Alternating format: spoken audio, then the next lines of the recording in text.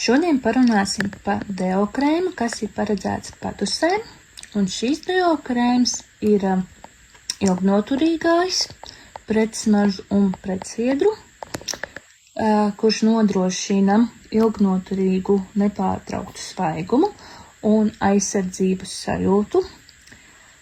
Izstrādāts, lai samazinātu sviedru veidošanos un cīnītos pret nepatīkajiem aromātiem, atstājot ādu svaigu un sausu visas dienas garumā.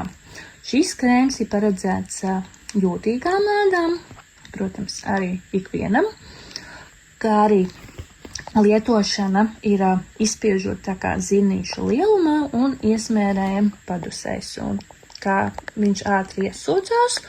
No deo krēmiem mums ir pieejami vēl gliemežu mucīnu, dabīgais deo krēms bez alumīnija sāļiem, ar aromātiem un dabiskais.